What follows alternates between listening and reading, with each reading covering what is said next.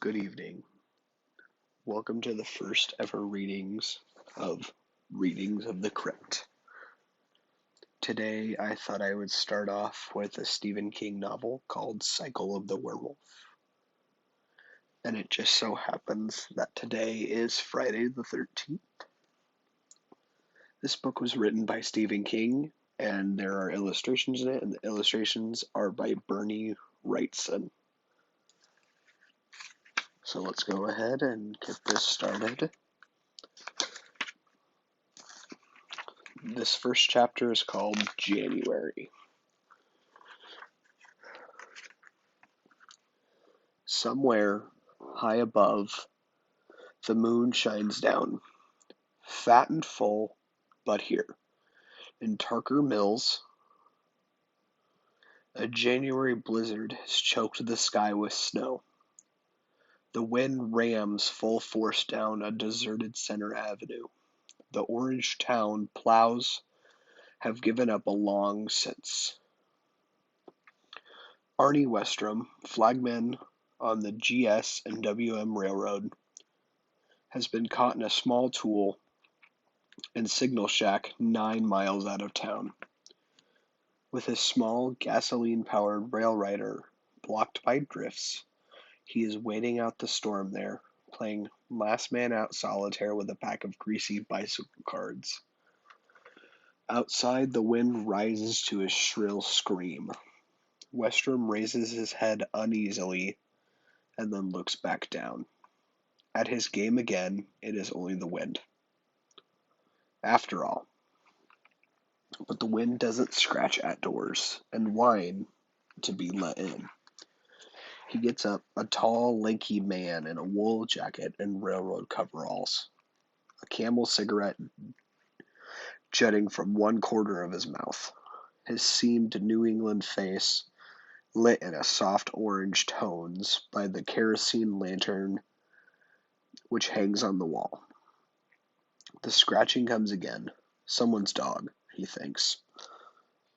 Lost and wanting to be let in, that's all it is. But still, he pauses. It would be inhuman to leave it out there in the cold, he thinks. Not that it's much warmer in here. In spite of the battery-powered heater, he can see the cold cloud of his breath. But still, he hesitates. A cold finger of fear is probing just below his heart. This has been a bad season in Tarker's Mills. There have been omens of evil on the land. Arnie has his father's Welsh blood in his veins, and he doesn't like the feel of things. Before he can decide what to do about his visitor, the low-pitched whining rises to a snarl.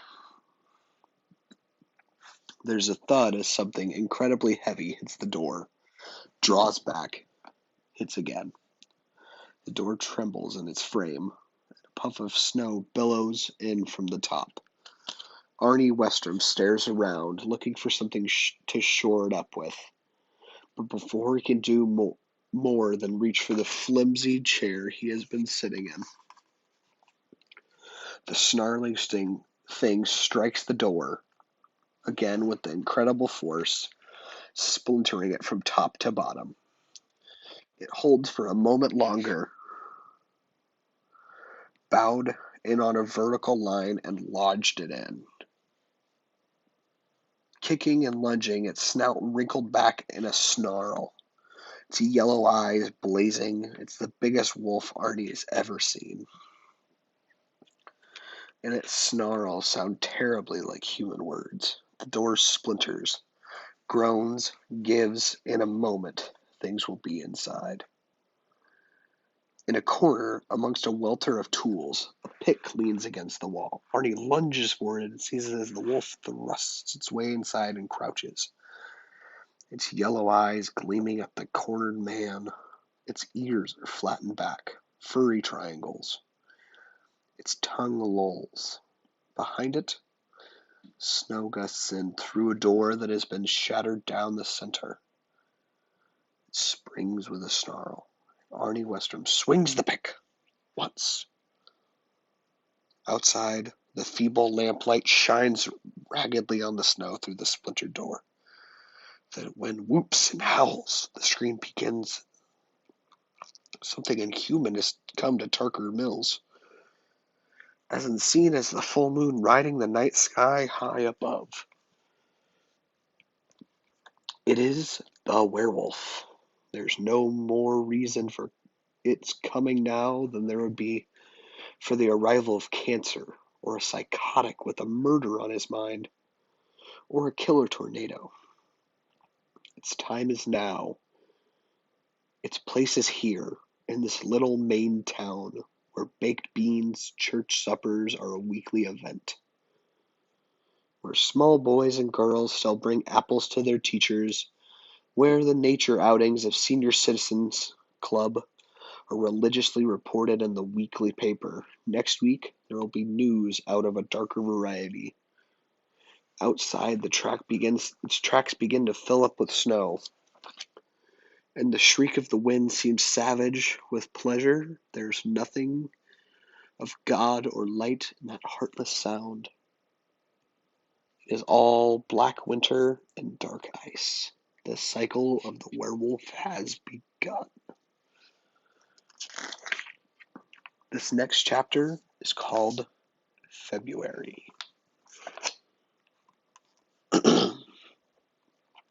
Love, Stella Randolph thinks, lying in her narrow virgin's bed, and through her window streams the cold blue light of a St. Valentine's Day full moon. Oh, love, love, love. Love would be like. This year, Stella Randolph, who runs the Tarker's Mills Set and Sew, has received 20 Valentines, one from Paul Newman, one from Robert Redford, one from John Travolta, even one from Ace Frehley of the rock group Kiss. They stand open on the bureau across the room from her, illuminated in the moon's cold blue light. She sent them all to herself, this year as every year. Love would be a kiss at dawn, or the last kiss, the real one. At the end of the Harley Quinn romance stories, love would be like roses in twilight. They laugh at her in Tarker Mills. Yes, you bet. Small boys joke and snigger at her from behind their hands. And sometimes, if they are safe to cross the street and Constable Neary isn't around, they will chant Fatty Fat 2x4 in their sweet, high mocking sopranos. But she knows about love. And too much.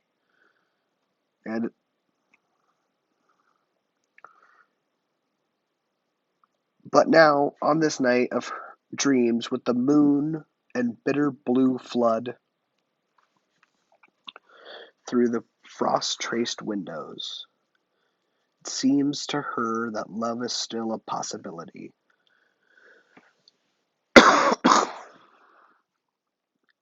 Love and the scent of summer as he comes.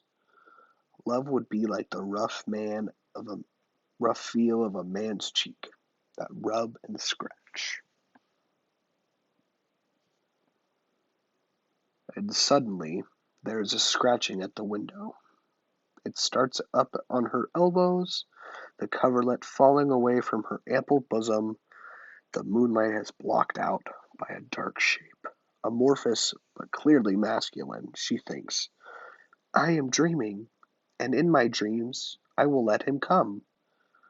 In my dreams I will let myself come. They use the word dirty, but the word is clean. The word is right. Love would be like coming. She rises, convinced that this is a dream, because there's a man crouched out there, a man she knows, a man she passes on the street nearly every day. It is love. Love is coming. Love has come. But as her pudgy fingers fall on the cold sash of the window, she sees it is not a man at all. It is an animal out there, a huge, shaggy wolf.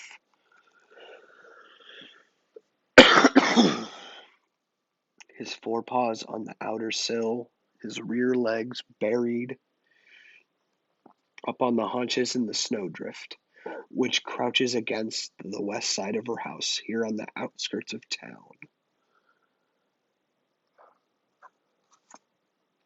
And from there, we will continue on with Cycle of the Werewolf in a part 2 video coming up next Friday. Thank you all so much for listening. Be sure to like, subscribe, and comment what book should I do next.